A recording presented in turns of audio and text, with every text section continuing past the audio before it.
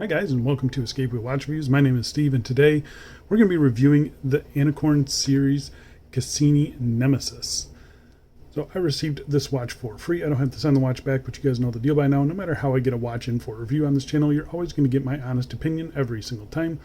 And if by the end of this review you do want to pick one of these up, I'll be leaving a link down in the video description that'll take you to the Anicor website where you can pick one of these up. The retail price of this watch is $680 US. That's on the metal bracelet and with the FKM strap, which I have for you today. You can reduce that price from there depending on which strap you go with. The watch only comes in this PVD black colorway. I think it looks pretty cool. The watch case is made from 316L stainless steel, has a sapphire crystal with anti-reflective coating, push-pull crown, screwed-in case back, 50 meters of claimed water resistance, and the watch is powered by a slightly modified Seiko NH35 automatic movement. So this is a super unique, stealthed out watch that has a really interesting design story. We'll get into all that during the review, so make sure to watch the entire thing so you know all the details and why it is the way it is.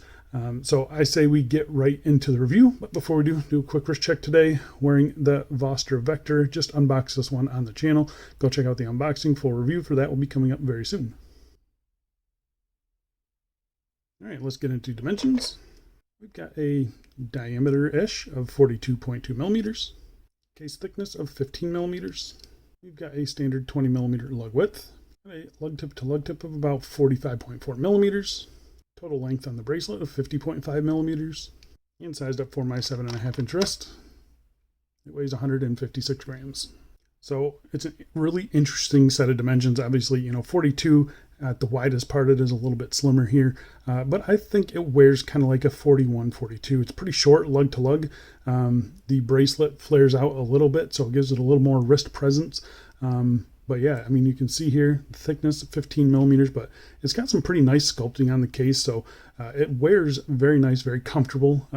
So yeah, I do like the way that it wears, and it does look pretty darn cool. So I'm going to go outside right now and throw it on my wrist for you. And here we are on my 7.5 inch wrist, and as you can see, it's chunky, it's big, it's weird, but it's actually pretty cool, and actually does wear pretty comfortable for, being how big and chunky it is. It's got very nice undercuts, like I mentioned. So yeah, it actually is pretty comfortable. You can see the bracelet a little bit tight on me. More on that in the bracelet section. I'll explain why it's a little too tight on me. But you can see here lots of reflections off of that crystal, which we will also talk about. Definitely the camera, it kind of accentuates the reflections. It's not this difficult to read the watch. It's actually not horrible to read the watch. So yeah, just keep that in mind. The crystal on this watch is very reflective. That's why I don't really like single dome crystals, but it's more of a on-camera issue than a in-person issue. So just something to keep in mind. And here we are in some direct sunlight. There you can see the air coating is doing a pretty good job, and this kind of gives you a more accurate representation of how the watch's legibility is. It's not horrible, not the best obviously, but it's not made to be legible. This is the stock strap here, and then you can kind of see, I'm hoping you can see, maybe not, but because this is a curved spring bar in a straight strap, there's a little bit of a gap right here that I cannot unsee. So yeah, a little interesting choice. We'll talk about that more in just a little bit as well. But yeah, it gives you an idea of what a black strap would look like on it. Pretty comfortable strap. It's kind of boring, but it works. Yeah, here we are on my favorite cut to size FKMs. The link will be down below for these watches. Kind of come in some fun colors. There's not a whole lot you can do with a all blacked out, stealthed out watch. So it's either black or really colorful in my opinion. So yeah, this one looks good. I'm going to throw down one more and we'll get back to the review. And lastly, here we are on an orange FKM cut to size. Again, link will be down below. This is one I've been wearing it on the most. I think the stealth outlook, but with a bright colored strap, works the best in my opinion. I mean, it just looks cool. So yeah, let me know what you guys think. All right, let's go back inside and we'll get back to the review. All right, so let's talk about the case, why it is shaped the way that it's shaped. So first off, it is a standard 316L stainless steel case. And then they sandblasted it and black PVD coated it. And then they threw an anti-fingerprint layer on top of that. So it looks very nice. You can see here, very nicely done, matte black, just I mean, one of my favorite ones that I've seen as far as the finishing goes on it. It's super smooth. It does a really good job of keeping fingerprints off of it. I have some pretty greasy fingerprints right now. But yeah, it's still looking very nice. Seems to be holding up well as well. You can see here, here's the side profile of it. It's got actually a pretty nice mid case. It's a pretty tall mid case. As you can see, it starts down here and ends up here. But it's sculpted in a way. You can see big undercuts there. So I kind of get like Seiko vibes off of how this thing is, comfort wise. You got a 4 o'clock crown here. It's that same hexagon shape there. So you can see the watch case here. It is a very deliberate hexagon. It looks really interesting. It is symmetrical despite how it might look here. And it is just a play on the North Pole jet stream of Saturn, and that was famously captured by NASA's Cassini mission. So they kind of brought space and exploration into the design of this watch in a few different areas, and that's the main one, obviously. I think it looks really interesting, very unique. I had this on wrist the other day and got a question about it, so I kind of had to explain to them what was going on with it. So it's definitely a conversation piece. It's kind of similar in the same realm as the Siga Blue Planets. People asked me about that watch as well. I've been getting questions about this one. So yeah, it's a really interesting conversation piece. I think it looks pretty good. Popping off the bracelet here, we can take a look at the case back. Screwed in case back, 6 screws there. It kind of has a spec sheet around the outside. Again, everything here is nice and smooth. You have a mineral display case back showing off the custom NH35 movement, which we'll talk about here in a little bit. But as far as the case goes and the case finishing, it's actually pretty nicely done, very unique. It is a little bit thick, but I think it kind of plays into the design of the watch. It's not supposed to be a subtle watch, so having a little wrist presence is not a bad thing at all. All right, so let's talk about the crystal. So the crystal on the watch is a single dome sapphire crystal. I did test it for sapphire, and my thoughts on single dome crystals. I'm not a huge fan of them. They're extremely hard to photograph, and that's part of the reason. So you see these double reflections here. So that blue there, that's the flat underside of the crystal, and then you have a domed top layer there. So you get a smaller reflection of my studio light there, and then a bigger reflection as well. So it makes it really hard to photograph, but it does play with the dial really interesting. Kind of makes the chapter ring or the rehaut look super slim here. Then we obviously have the nice distortion there. Some people love it, some people hate it. It's just something you got to get used to. But it's a really cool crystal, and I can imagine that it was not cheap to make it in this shape. So yeah, really interesting, nice crystal though. Plenty of anti-reflective coating. It's not a super legible watch to begin with, but they kind of had to throw AR coating on it. It's blue AR, as you can see there. I think it actually kind of adds to the funkiness of this watch. So getting into the dial itself, you can see on the outside we do have a sloped, it's a very steep slope. You can see it there. So it's not super useful, but we do have a sloped chapter ring around the outside. It's black with silver numerals there. You can see them nice and clean there. Nicely done. They're actually pretty deeply engraved as well. So again, they're not super useful, kind of hard to read, but it is there, and it kind of covers up that the rehaut. So I'm okay with it. You have a matte black background there. We have a sandwich style dial, so the underlayer is loomed, and then it has cutouts for all the numbers. So you can kind of see that hopefully right here on the 8 and the 9 there. Really interesting font on all these numbers as well. Really kind of cool. Not really sure why they chose this font, but that's what they chose. And then we have the branding here, Anicor automatic, and then the water resistance. You have your Cassini Nemesis, that's the model of this. And then we do have some, have to move the hands out of the way here. So we have the size of the jet stream here. So width, we have 18,000 miles, height 190 miles. And then on the other side over here, we have the temperature and the wind speed. So again, just kind of throwing that information in your face and kind of covering it up and kind of making it a little mysterious. That's kind of what they're going for. It's a really interesting look. Obviously, the hour hand is this big, almost wagon wheel style. It's offset. It looks really interesting. And then the minute hand is just the simple skeletonized minute hand with loomed on the end there. Again, it's just really interesting.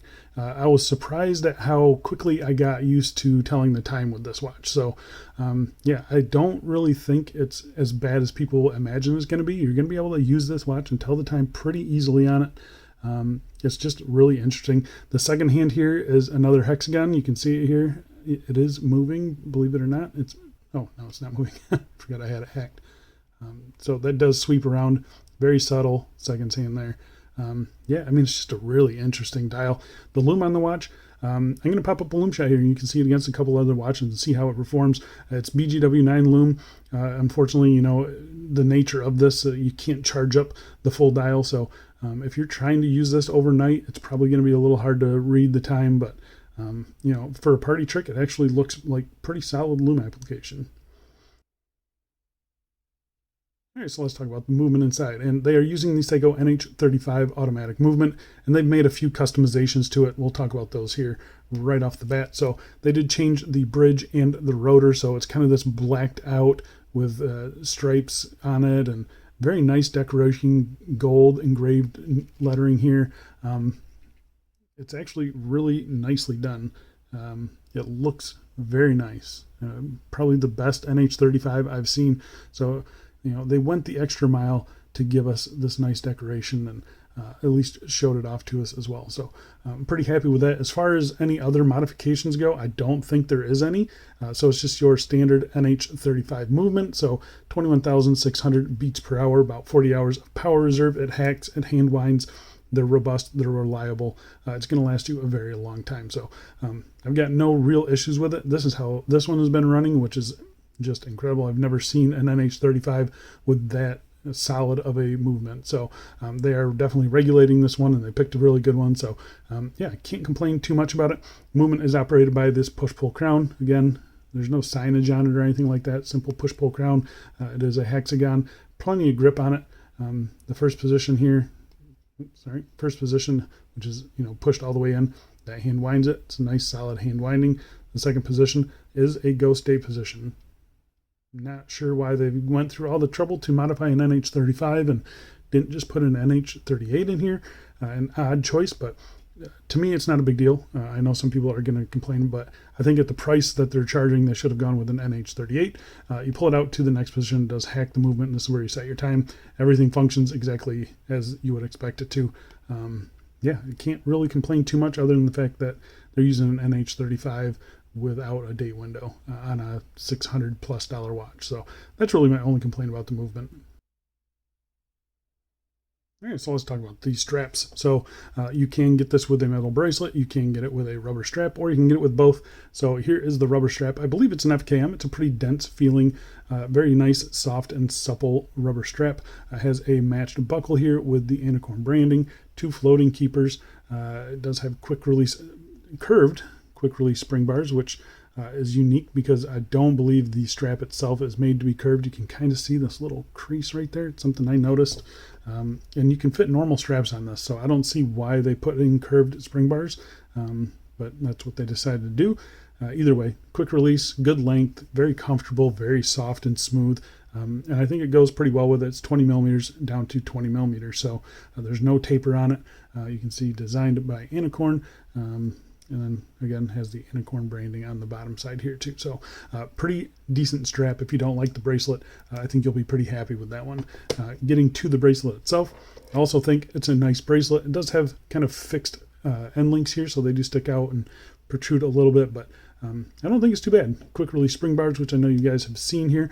It is 20 millimeters in between the lugs there. It flares out to about 23 millimeters here, and then tapers down to 20 millimeters at the butterfly buckle.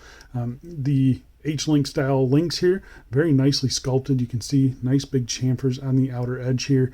It plays with the light pretty nicely, very fluid. I haven't had any issues. It doesn't pull my arm hairs. We are looking at pin and collar.